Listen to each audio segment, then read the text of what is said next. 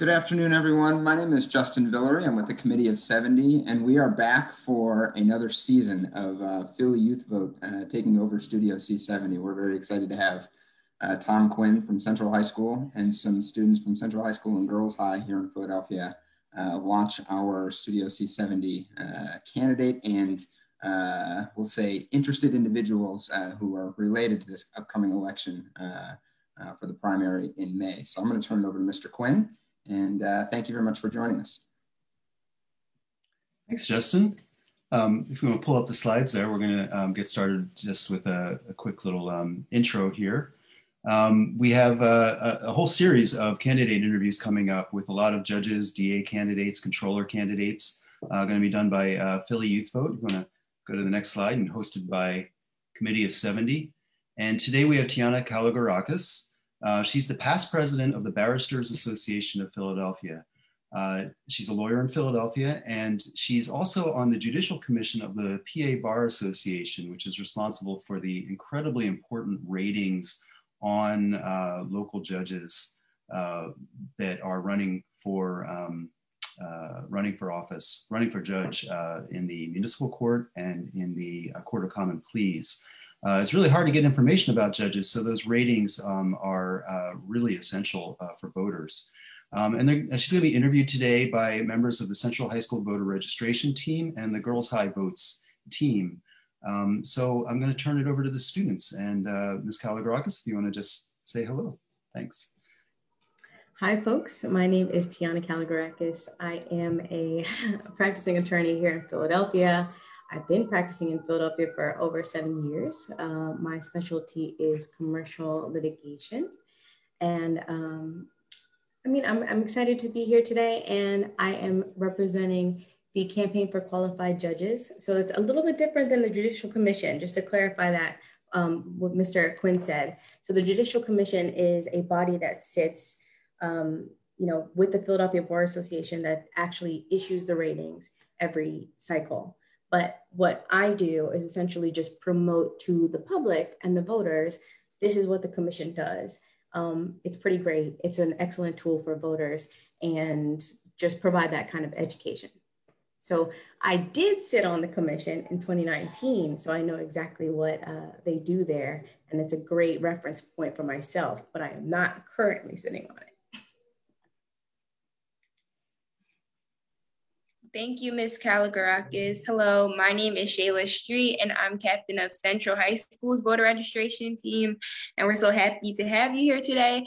So I'm going to start off with our questions. And as you already know, we have some good questions in here for everyone to know and learn from you and your experience. So our first question is, what has your experience been in navigating the legal field? Did you always want to be a lawyer? So I can say that very early on, someone put a bug in my ear. They were like, you really like to talk. You really like to argue. You should be a lawyer. That was like first grade. So did I always want to be a lawyer? Yes. And the reasoning definitely evolved from just, I like to talk and argue with people, because I don't think that that's actually what the practice of law is. So navigating the practice of law has been very interesting, because really, there are a whole different set of circumstances that each person experiences, right? Like I am a Black woman, right? And navigating spaces is a little different for people because of their demographics sometimes. And then also your background and what you bring into the law can really, really affect how you experience things. But I went to Temple Law School, and that is a school that is really big on camaraderie. It's not cutthroat, where a lot of other law schools, you hear stories about kids sabotaging like answers to practice exams, or tearing pages out of answer keys. And it was not like that. But with going to Temple Law School, I had a really good base of people that I surrounded myself with, and that also promoted me to have a good network here in Philadelphia for me to get a job. So like, I enjoy the practice of law. I enjoy that I know so many people here, and that the people that I know are generally very collegial and nice. So while there are challenges, it's generally a good time. I hope that answered your question. If there's more that you want to know, we can definitely do this. Thank you. This kind of ties into our next question. So how is law school? Is it really just reading and writing in your opinion?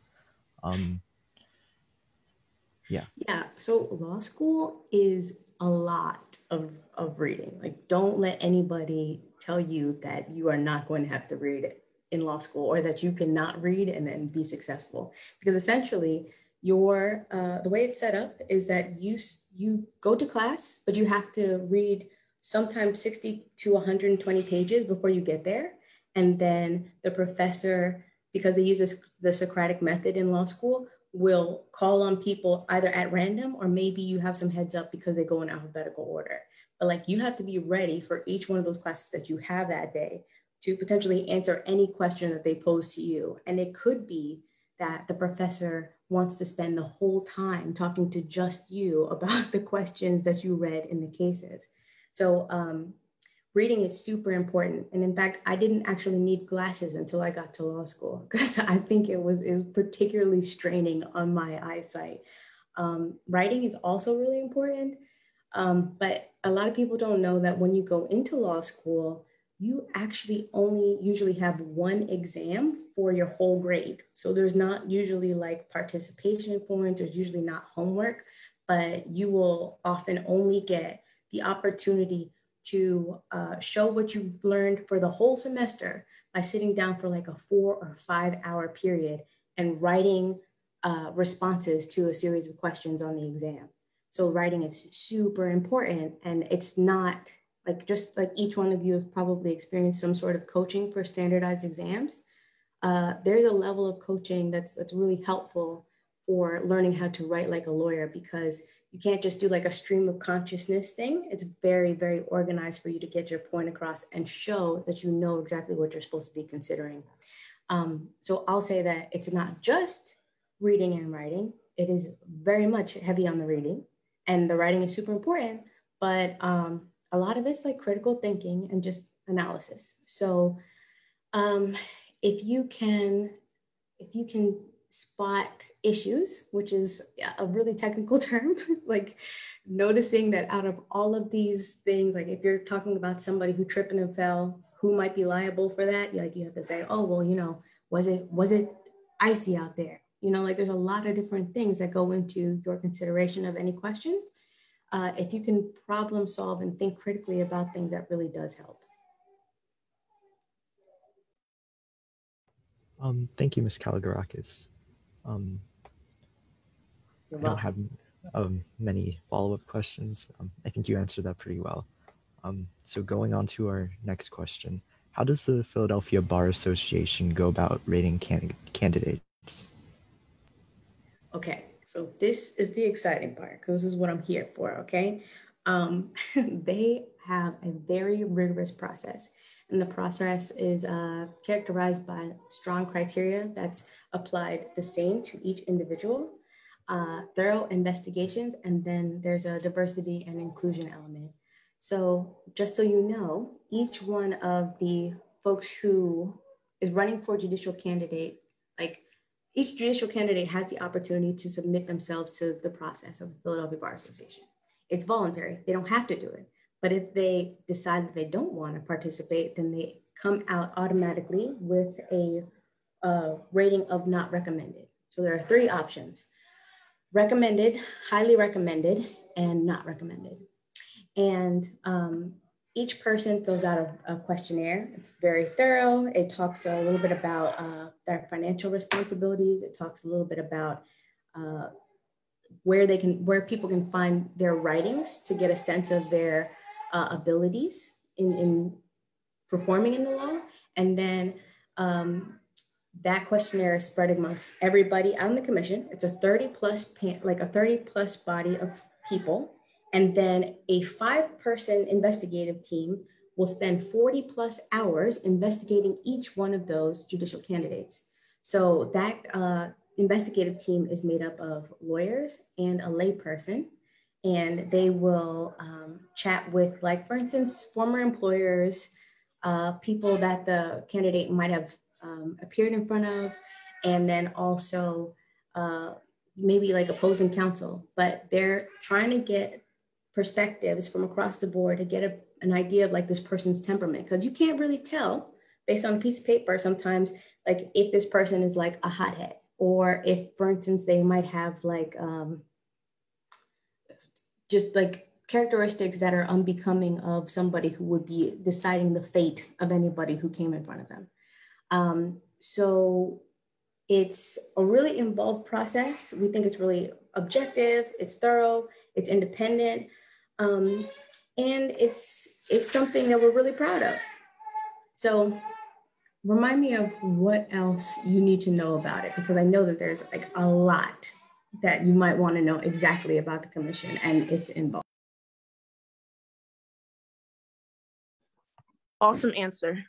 My name is Benita Belogan, and I'm one of the 2 treasurers of Central's voter registration team. And my question is, do you all rate judicial candidates who you practice with? And like, if so, how do you address bias and like stay impartial?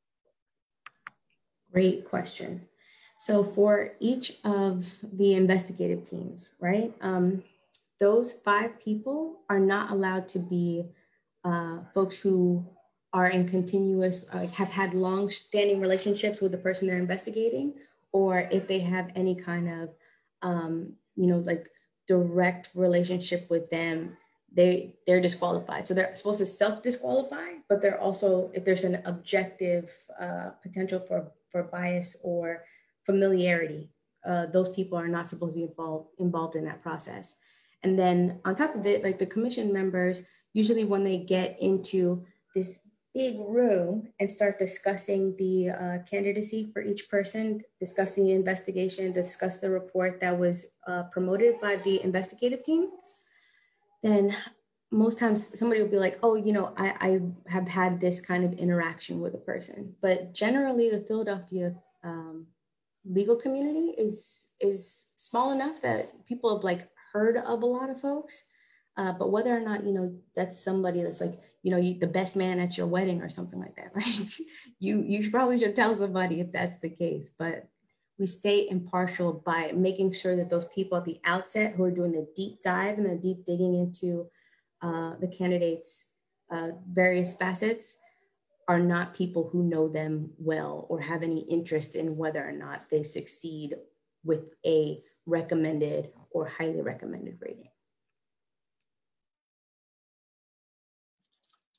Hi, Ms. Kalogerakis. I'm Zion Sykes. I'm with the voter registration team at Central. And my question would be sort of going off of that. How do you prevent, going off of your last answer, how do you prevent politics from influencing bar association ratings? Good question. So the commission does not actually take into consideration a person's political affiliation. It's not like a question that they pose to any of the candidates. It's not a question on the questionnaire that the candidates are supposed to fill out. And while the person's affiliation is not going to be like secret, because all of the lawyers are informed individuals and will have an idea, it's not a portion of what is considered in terms of issuing the actual criteria, right? So the criteria that the commission is supposed to be considering to figure out whether or not a person is recommended is like their ability, their legal ability. If they've earned the respect of lawyers and judges, that's something that's considered. If they have trial experience, is something that's considered.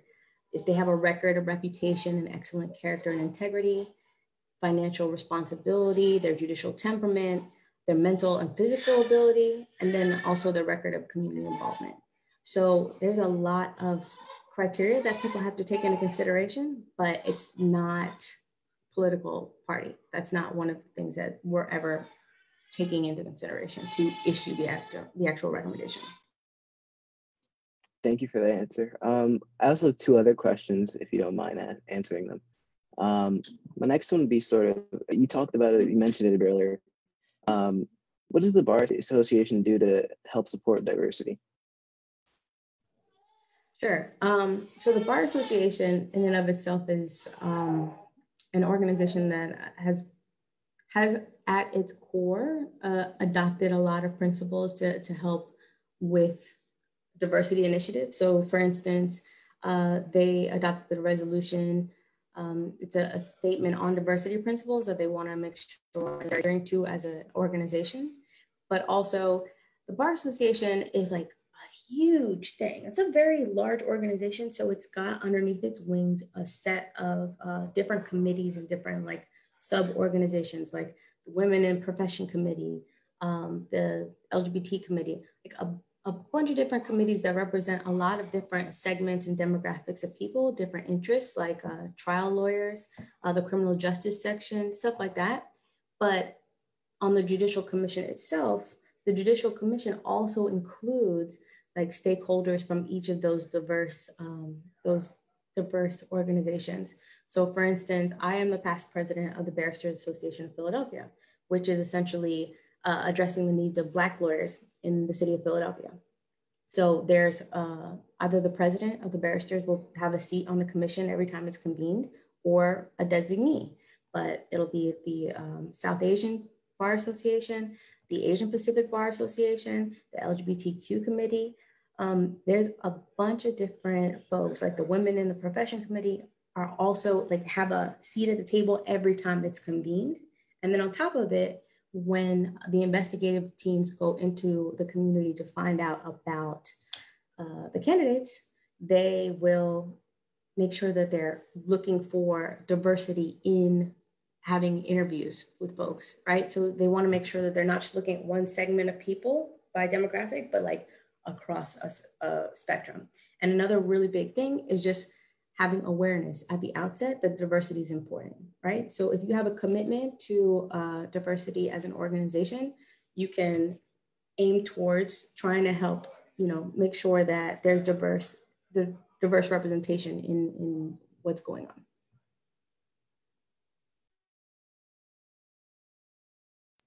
And my last question is sort of, what are the main differences between the levels of recommendations? This is a good one. Okay, so the main differences, so I kind of touched on most of the criteria. There's more facets that the commission looks at in terms of making its ultimate recommendations. But if you're issued a not recommended rating by the Judicial Commission, it's because the group of the commission has decided that you don't meet at least one of the criteria above. And right, so it's a secret ballot. Every one of those 30 people who's convened submits a secret ballot saying, not recommended, recommended, or highly recommended. And if they say not recommended, they can't just say not recommended and not provide any reason, right? Like they have to loop back to the criteria that I outlined some of before and say the candidate does not meet this one, so that candidate will know ultimately why they got not recommended, and it not be like, I just didn't like you, So that not recommended, that's how not recommended happens.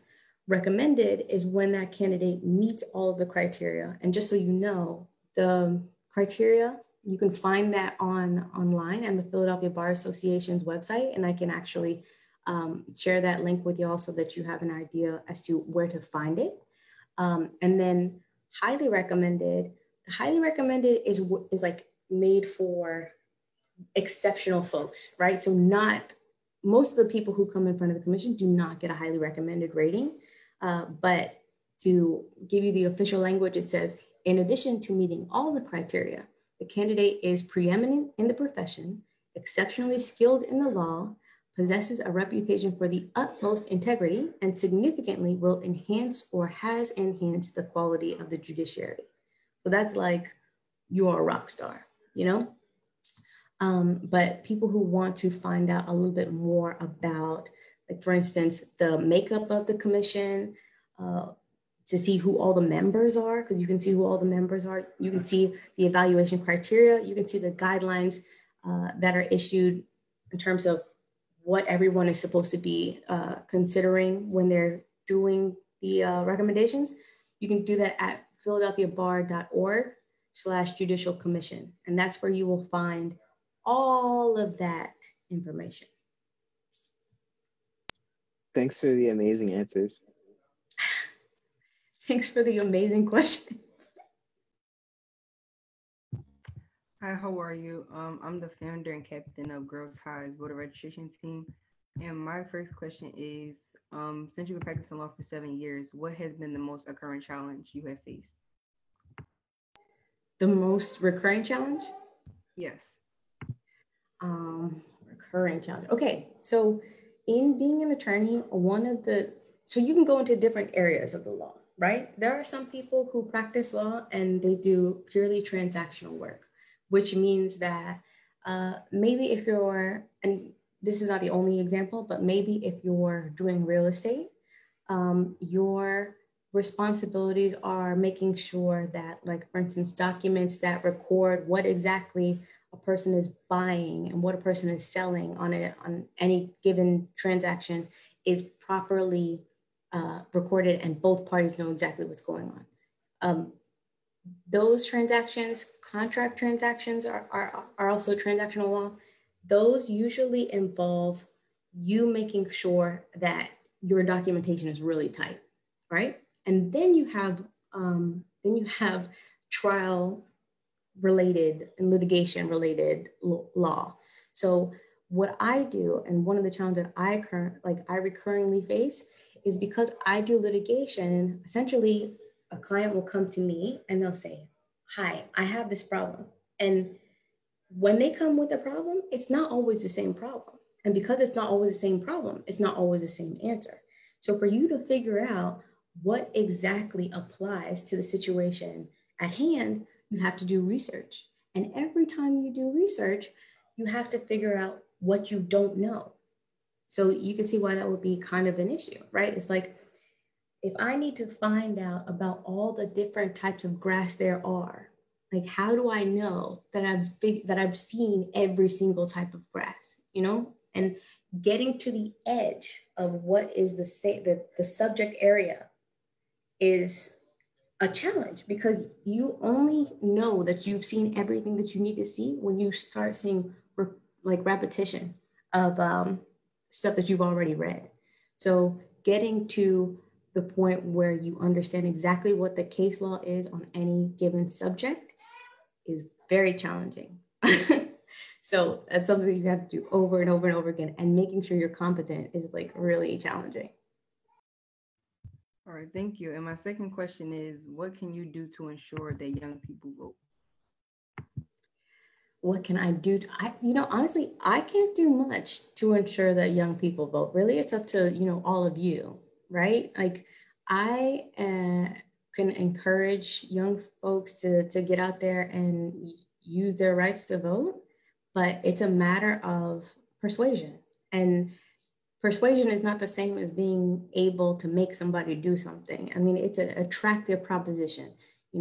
Getting out there and making sure your voice is counted is super important, right? Because whenever, like, for instance, judicial candidates take the bench, you should be invested in that process, because each judicial candidate is the referee for the law. And if the referee is not calling the game correctly, then that's frustrating for everyone involved, and it really thwarts the reason for having rules. And each one of you is going to come into the system whether or not you are voting, right? So, like, to try to make it something that is beneficial to you and to what you want and consistent with your values, it's really important that you get out there and get out the vote. So I can't make you do it, but really it's in your best interest. And lastly, in 30 seconds, why do you believe it is important for young people to vote? Well, I think I covered a lot of that just now, but yeah, I mean, I think that it's really important for young people to vote because you're going to inherit all of this, right? So, you know, right now, you're not going to be the same age forever. You're going to continue to grow. Every day you get older, and you know, every day you're going to be more and more invested in what's going on, because right now you don't pay taxes. Guess what? One day you will. You know, like if you might be at a job right now and getting taxes out of your paycheck. Where are those taxes going? You might not know, but like once you become 18, you have an opportunity to figure out all of that, and then try to encourage your representatives and the folks that you get elected to the bench in Philadelphia, you know, like what they should be doing to represent your needs. So I think it's super important, and you know, just know that the world that you're living in is something that you can help shape if only you stand up and be counted.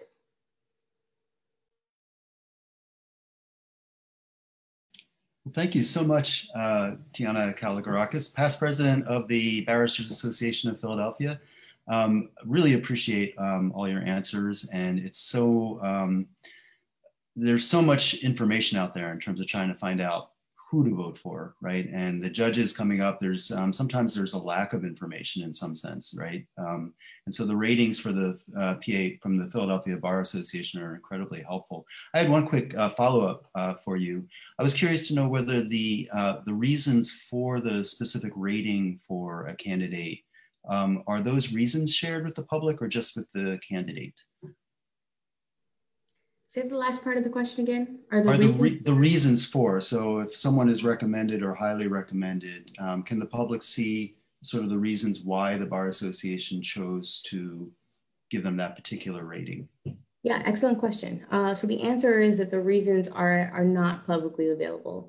And while that's not like the ideal, that's not the ideal answer, right? Because I think people really want to know, well, why? Like,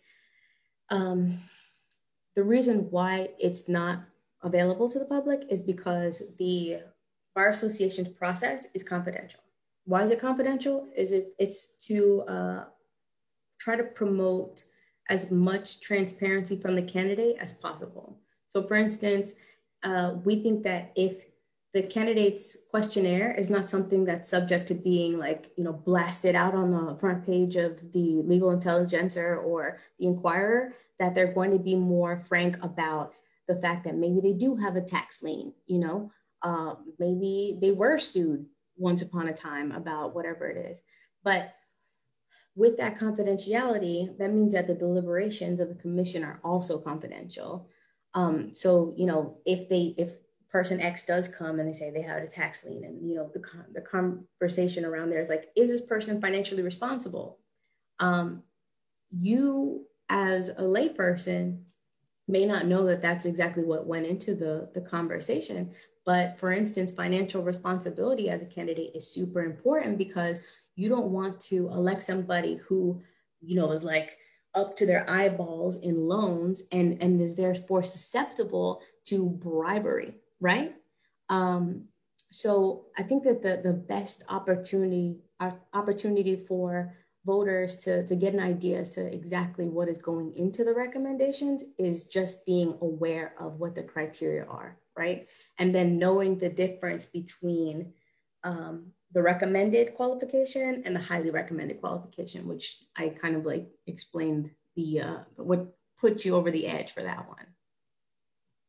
Thank you. That's really helpful to understand that. So we have a primary election coming up on May 18th. There's, I believe, 21 judicial candidates for the Common Pleas for 8 seats on the Common Pleas Court, and I think 10 candidates for the Municipal Court, DA, Controller.